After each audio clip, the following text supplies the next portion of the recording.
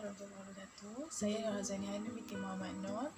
Nombor ID saya KBN 1908111. Sekarang saya akan terangkan tentang mini projek yang saya dah hasilkan untuk stream. Terdapat dua mini projek yang saya buat. Yang pertama ialah Dam Jom Sihat. Yang kedua ialah puzzle, iaitu puzzle bersihkan gigi saya. Yang ini saya buat puzzle gigi. Okey, saya akan terangkan dulu untuk bahagian Dam Jom Sihat. Kemudian saya akan pergi ke puzzle gigi. Saya akan ceritakan tentang maklumat mini projek saya ni, iaitu nama dia dan juga objektif yang ingin saya capai melalui aktiviti ni. Okey, yang pertama ialah Dam Jom Sihat. Okey, Dam Jom Sihat ni tengok kat sini ada gambar makanan kan. Okey, ada gambar makanan. Apa objektif yang saya nak anak-anak tu capai lah, maksudnya kalau guru mengajar, okay, kalau dia sediakan Dam Jom Sihat ni, dia akan ajar macam mana? Okay, kita akan tanya dulu anak tu sama ada makanan sihat atau tidak. Dia akan tanya dulu anak ni kenal atau tidak makanan ni kan. Lepas tu dia akan cerita pula kepada anak ni tentang makanan yang perlu diambil dalam kuantiti yang banyak, sedikit, cukup, terus baru macam tu kan. Lepas tu kanak-kanak pula dia akan dapat membantu kanak-kanak dia daripada segi perkembangan kognitif dia. Jadi kalau sebelum dia tak tahu pun yang contoh kandungan roti dia berada dalam kelas makanan karbohidrat kan, jadi dia perlu diambil dalam kuantiti yang banyak. Jadi kalau sebelum ni kanak-kanak tak tahu, dan selepas guru penerangan dia akan tahulah. Okey, yang kedua ialah puzzle gigi. Okey, ini puzzle gigi. Saya dah cantumkan semua puzzle gigi ni. Okey, apa yang kanak-kanak perlu capai untuk puzzle gigi ni ialah kanak-kanak akan tahu lebih lanjut lagi tentang penjagaan kepentingan menjaga gigi. Kepentingan menjaga gigi, berapa kali kanak-kanak perlu menggosok gigi dalam sehari. Lepas tu apakah kesan buruk yang akan berlaku sekiranya kanak-kanak tidak memberus ataupun menggosok gigi daripada awal, daripada peringkat awal. Dan mereka juga perlu tahu tentang apakah makanan yang sihat dan juga makanan yang kurang sihat untuk kesihatan gigi. Seterusnya tentang penggunaan bahan untuk menghasilkan ABM Dam Jom Sihat. Untuk Dam Jom Sihat ni saya menggunakan kad manila. Lepas tu saya menggunakan kepingan kotak daripada kotak minuman tu. Lepas tu saya lekatkan kad manila dengan kotak tu sekali supaya dam ni dia jadi kuat. Dam ni tidak mudah patah. Maksudnya dia akan tebal lah kan, sebab kita kepitkan dua. Jadi untuk Dam Jom Sihat ni, bahan yang saya gunakan sangat simple, sangat-sangat mudah, senang lah nak cari kan, sebab dia hanya menggunakan kotak dengan kad manila sahaja. Okey, yang kedua iaitu bahan yang saya gunakan untuk menghasilkan ABM puzzle gigi ni. Saya hanya menggunakan barang yang lebih kurang sama juga macam Dam Jom Sihat, iaitu untuk kertas putih ni saya menggunakan kertas A4. Kemudian saya lekatkan kertas A4 tu bersama dengan kepingan kotak. Yang luar yang hijau ni adalah kepingan kotak. Di mana kotak tu saya gabungkan dua keping, so dia akan keras.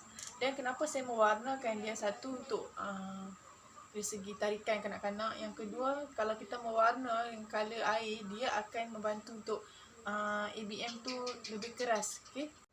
Okey, seterusnya pula saya akan cerita tentang elemen-elemen yang saya gunakan untuk stream ni. Sebenarnya kan stream tu terdiri daripada sains, teknologi, agama, matematik, sains, seni dan juga kejuruteraan.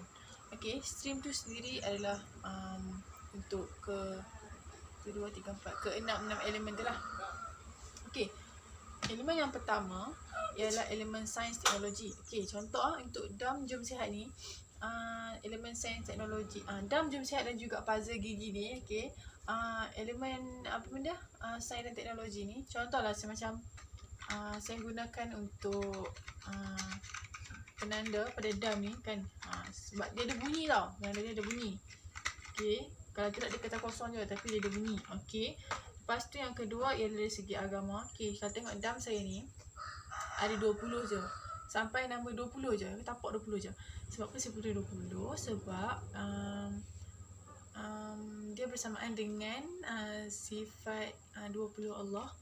Lepas tu dari segi matematiknya, kalau dekat dam jom sihat ni, kita ada nombor 1 sampai nombor 20. Dan nama ni pula kanak-kanak tu sendiri akan sebut. Jadi dia adalah kategori matematik lah ni kan.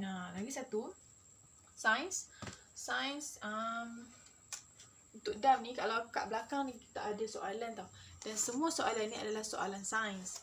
Okay, senang-senangnya soalan untuk kanak-kanak ni. Okay, lepas tu seni. Kalau kita tengok seni, macam mana seni? Seni, semua lukisan-lukisan gambar makanan ni pada dam jom sihat ni adalah dilukis sendiri. Okay, sama macam puzzle juga. Dilukis, kemudian digunting, dilekatkan dengan kotak supaya dia lebih kuat dan dia lebih tebal lah. Lepas tu yang keenam ialah kejuruteraan. Kejuruteraan maksudnya kita pembinaan tu. Pembinaan untuk dam jom sihat ni benda yang sama juga macam cakap tadi, menggunakan kotak. Okay, lepas tu Kak Amila digabungkan, sama juga macam puzzle. Puzzle pun saya buat macam tu. Okay, supaya dia lebih panggil apa ni? Lebih tebal. Dia tak terlalu nipis. Kalau kertas A4 biasa dia nipis. Okay, kalau manila card pun dia nipis walaupun dapat tebal lah kan, tapi dia nipis. Okay, yang 14 sekali adalah part kepentingan. Kepentingan penghasilan BBM ni kepada kanak-kanak. Okay, terutamanya dalam pengajaran dan juga pembelajaran waktu kat sekolah kan. Untuk dam jom sihat ni dan juga puzzle gigi, saya ada senaraikan beberapa kepentingan lah yang akan saya ceritakan sebentar lagi. Okay, antara yang pertama ialah kepentingannya dapat melatih kognitif kanak-kanak daripada peringkat awal. Okay, kognitif ni adalah pemikiran kanak-kanak.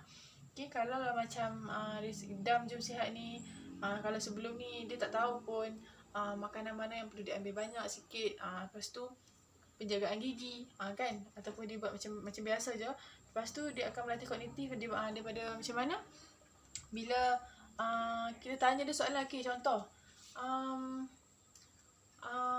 aiskrim, makanan tu sihat tak? Makanan tu perlu diambil setiap hari ke? Kan kanak-kanak tu akan berfikir dulu sebelum cakap. Lepas tu yang kedua, dapat memupuk kanak-kanak komunikasi dua hala. Komunikasi dua hala ni adalah komunikasi guru bercakap, guru bertanya, kanak-kanak menjawab, ataupun kanak-kanak bertanya kepada guru kan apa yang tak faham tu. Itu adalah komunikasi dua hala, di mana kalau untuk dam jom sihat dengan puzzle gigi ni, andainya waktu pengajaran tu kanak-kanak tak faham, jadi dia akan bertanya lah. Lepas tu yang ketiga, dapat bimbing kanak-kanak dalam memilih makanan yang berkhasiat. Okay, macam mana kita nak membimbing kanak-kanak untuk memilih makanan yang berkhasiat? Okay, kalau kita ceritakan kat dia baru tahu, oh makanan ni kurang sihat. Macam kek kan, semua orang suka. Kanak-kanak pun suka, dewasa pun suka, orang tua pun suka makan kek. Kadang-kadang makan kek sampai setiap hari makan dalam kuantiti yang banyak. Kalau macam ni, satu slice ni tak cukup kan. Okay, lepas tu kalau kanak-kanak dah tahu, kita terangkan sikit-sikit, okay, makanan ni baik, makanan ni macam ni, so dia akan tahulah, okay, oh aku kena kurangkan sikit, macam tu. Lepas tu dapat bantu kanak-kanak menjaga gigi mereka dengan baik. Okay, kalau sebelum ni kalau kat sekolah pun cikgu akan beritahu sehari gosok gigi 3 kali, pagi, lepas makan dan juga malam sebelum tidur kan. Okay, lebih kurang macam tu lah. Jadi kalau kita ikut trend tu pun sehari 3 kali. Kalau nak buat lebih pun tak apa, gigi sendiri kan. Jadi kalau kita beritahu kanak-kanak, kita akan bantu kanak-kanak tu jaga gigi mereka dengan baik. Maknanya kita akan beritahu lah, okay, kalau makan aiskrim jangan makan kerat, nanti gigi cepat rosak kan, cepat sejuk kan. Lepas tu kalau makan coklat jangan makan setiap hari, nanti gigi cepat buruk, ada ulat kan. Okay, lepas tu seterusnya dapat mendedahkan kepada kanak-kanak tentang bahaya tidak menjaga gigi dengan baik. Okay, betul lah. Kadang-kadang kanak-kanak ni dia suka makan jajan kan, dia suka makan benda-benda manis banyak, kadang-kadang dalam kuantiti yang banyak dalam satu masa tu. Lepas tu dia nak gosok gigi kadang-kadang sehari tu 2-3 kali, kadang-kadang disuruh, dipaksa baru nak buat. Lepas tu dia akan membawa kepada keburukan lah kepada gigi kanak-kanak tu sendiri kan. Daripada mungkin nanti dia akan sakit gigi dia patah, gigi dia berlubang, macam-macam lah. Lepas tu dapat melatih pergerakan motor halus kanak-kanak untuk memegang, memutar, menunjuk, menggenggam dengan lebih cekap. Okey, melatih pergerakan motor halus ni. Motor halus ni adalah contoh kalau di atas ni kita adalah jari kan. Jari, mata. Okey, kalau dalam jom sihat ni kita ada apa ni? Penanda. Okey, penanda dengan dia punya dadu ni. Contohlah kanak-kanak tu dia baling dadu ni. Dapat nombor 1. Okey, dapat 1. So dia letak kat sini. So dia akan memegang penanda ni tau. Dia akan memegang penanda ni, kemudian dia akan letak sini. Okey, 1. Lepas tu dan mulut dia automatik akan sebut 1. Okey, lepas tu dia akan bantulah kalau motor halus ni kan kanak-kanak kalau kecil lagi dia tak cekap sangat dia nak pegang objek kan. Jadi kalau kita buat macam ni, dia akan start pegang. Dia akan boleh pegang lah. Dia akan melatih, dia akan membantu kanak-kanak tu untuk memegang dengan cekap. Yang seterusnya adalah mendorong kanak-kanak menjadi lebih aktif dan suka bertanya guru. Ini secara macam keseluruhannya lah. Memang kanak-kanak tu akan jadi aktif. Kalau kepentingan main benda ni dengan main puzzle ni, memanglah kanak-kanak tu akan aktif. Kalau kanak-kanak tu jenis pendiam pun, dia tetap akan jadi aktif. Dia akan tetap berkomunikasi sebab dia akan main benda ni, dia akan bercakap dengan kawan dia. Yang ni pun dia akan bercakap, mana satu yang ni, letak kat sini, letak kat sini. Macam tu contohnya, macam kanak-kanak tu akan tetap bersuara walaupun dia sebenarnya adalah pendiam. Okay, itu adalah contoh-contoh kepentingan bahan bantu mengajar yang saya buat ni untuk pengajaran dan juga pembelajaran kanak-kanak.